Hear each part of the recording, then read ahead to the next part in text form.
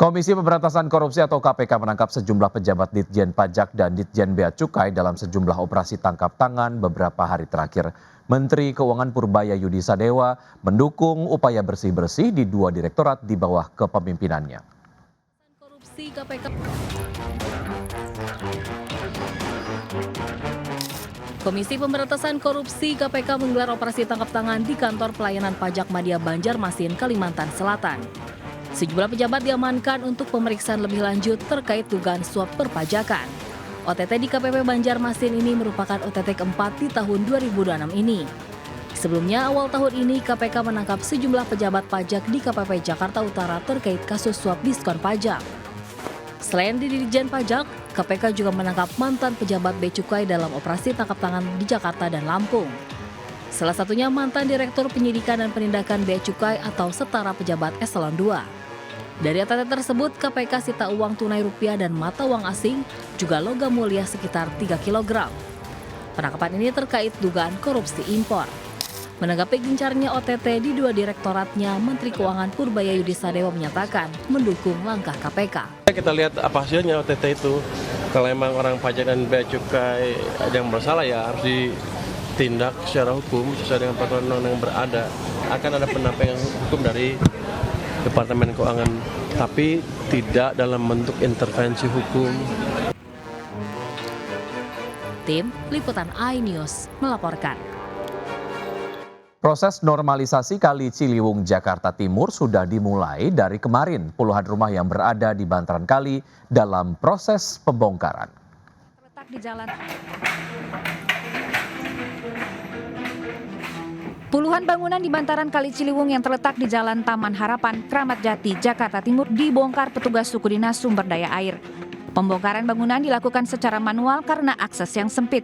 Sebelumnya warga telah meninggalkan rumah mereka usai menerima kompensasi dari pemerintah Provinsi Jakarta. Pembongkaran bangunan bantaran kali adalah bagian dari normalisasi aliran Kali Ciliwung atau pelebaran kali untuk menanggulangi banjir yang sering melanda Jakarta. Selain itu, permukiman warga di sepanjang kali sering juga terendam banjir hingga 2 meter lebih. Terlebih bila mendapatkan kiriman dari wilayah Bogor, Jawa Barat. Dari Jakarta, Rio Manik, iNews melaporkan. Dan kita akan bergabung dengan Naura Syafika untuk laporan langsung kondisi terkini pembongkaran bangunan Kali Ciliwung. Selamat siang Naura, sudah berapa persen pembongkaran bangunan hingga saat ini Naura? Ya, selamat siang Wiki dan pemirsa. Hingga di siang hari ini untuk proyek normalisasi dengan dilakukannya ada pembongkaran bangunan di bantaran Kali Ciliwung ini sudah dilaksanakan dari tadi pagi hari hingga di siang hari ini. Dan memang untuk target harian dari petugas Sudin SDA Jakarta Timur ini, untuk target di lokasi ini ada 20 rumah yang akan dilakukan pembongkaran. Dan salah satunya ini adalah bangunan yang sudah dibongkar untuk lantai atasnya dan nanti akan berlanjut hingga ke lantai bawahnya. Dan untuk bangunan yang ada di belakang juga sudah mulai dilakukan pembongkaran secara manual menggunakan palu yang sudah disediakan. Dan nantinya memang kalau misalnya kita lihat ini memang masih belum full 100% untuk pembongkaran, namun nanti akan bertahap dilakukan pembongkaran full 100% menggunakan alat berat. Namun kalau misalnya kita lihat untuk akses menuju ke sini, ke lokasi, memang untuk akses ini agak sedikit sulit untuk digapai oleh alat berat, sehingga memang saat ini masih dilakukan secara manual. Dan kalau misalnya kita lihat untuk beberapa rumah yang ada di RT 4 tempat kami melaporkan, ini sudah mulai dilakukan pembongkaran oleh petugas Sudin SDA Jakarta Timur. Dan memang untuk lokasinya ini beberapa rumah ini sudah sangat dekat sekali dengan Kali Ciliwung. Ini sekitar ada di 20 hingga 30 meter mereka berjarak dengan Kali Ciliwung. Dan memang setiap tahunnya selalu langganan untuk lokasi ataupun rumah ini untuk banjir yang di Januari kemarin, di Januari 2026 kemarin ini untuk banjir menggenangi rumah ataupun sekitaran di RT 4 ini hingga di 2 meter lebih, sehingga memang untuk warga ini sudah merasakan jenuh, lelah juga pastinya untuk menghadapi banjir setiap saat, setiap tahun yang selalu dirasakan oleh warga yang ada di sini. Dan memang kalau misalnya untuk target 20 rumah ini, tadi kami melihat ada beberapa rumah tidak hanya di RT 4 ini saja, ada juga di RT 6 ini sudah ditempeli stiker yang bertuliskan bahwa memang untuk bangunan atau rumah ini sudah dibebaskan oleh SDA Jakarta Timur seperti itu. Dan nantinya ini akan bertahap dan berlanjut hingga ke RT 15. Sementara itu, Wiki. Baik Naura, terima kasih atas informasi yang Anda sudah sampaikan. Selamat bertugas kembali. Pemirsa, ratusan pasien BPJS penerima bantuan iuran atau PBI tidak bisa berobat karena tiba-tiba kartunya nonaktif. Demi bisa berobat, warga terpaksa antri mengurus kepesertaan BPJS Mandiri.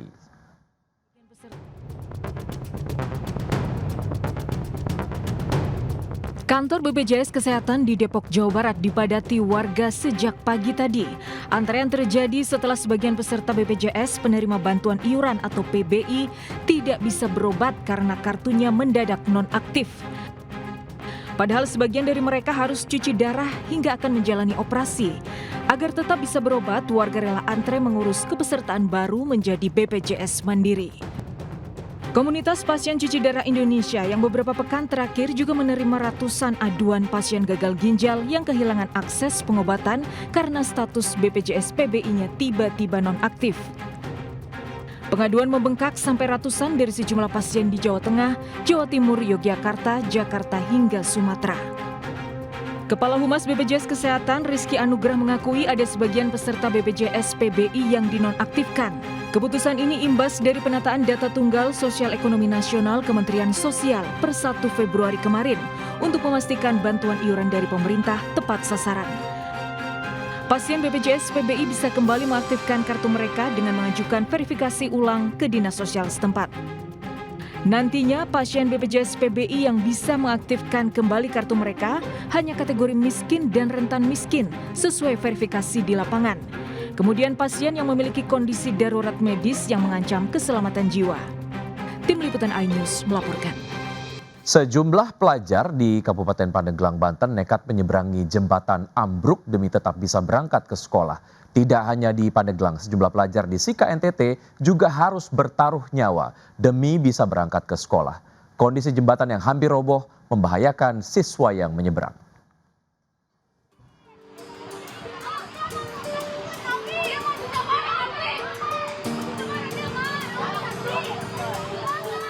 Sejumlah pelajar sekolah dasar nekat melewati jembatan ambruk di Kampung Kadu Pandak, Desa Sinarjaya, Kecamatan Mandalawang, Pandeglang. Murid-murid terpaksa menuruni tebing curam berjalan perlahan di atas sisa rangka jembatan yang licin. Mereka kemudian meniti tangga bambu sederhana yang dipasang untuk menyeberangi sungai. Jembatan yang mereka lalui ambruk pada Sabtu 1 Februari 2026 lalu. Akibat struktur jembatan yang sudah tua dan juga lapuk dimakan usia. Jembatan ini merupakan salah satu akses yang bisa dilalui warga setempat. Kondisi yang sama juga dialami sejumlah warga dan pelajar di Desa Dobo, Kecamatan Mego, Kabupaten Sika, Nusa Tenggara Timur. Mereka harus bertaruh nyawa saat menyeberang jembatan gantung yang hampir roboh untuk berangkat ke sekolah. Setiap hari mereka harus menyeberangi jembatan gantung yang rusak parah. Jembatan gantung ini merupakan satu-satunya akses jalan warga dan murid untuk menuju ke sekolah dan fasilitas umum lainnya.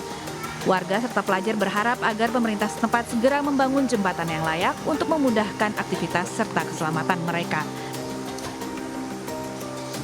Tim Liputan iNews melaporkan.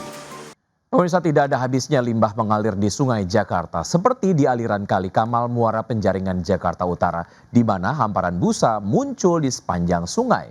Sementara di pesisir Cirebon, Jawa Barat, pantai dipenuhi sampah plastik bercampur lumpur.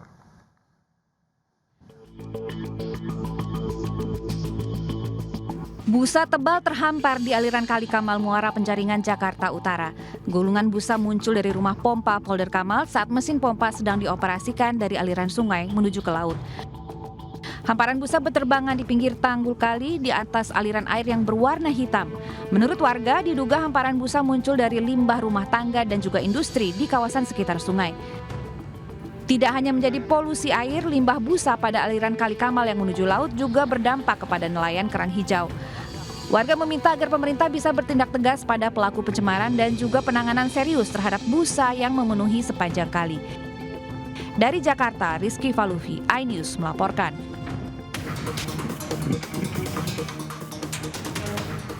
Kota Cirebon, Jawa Barat benar-benar sudah darurat sampah.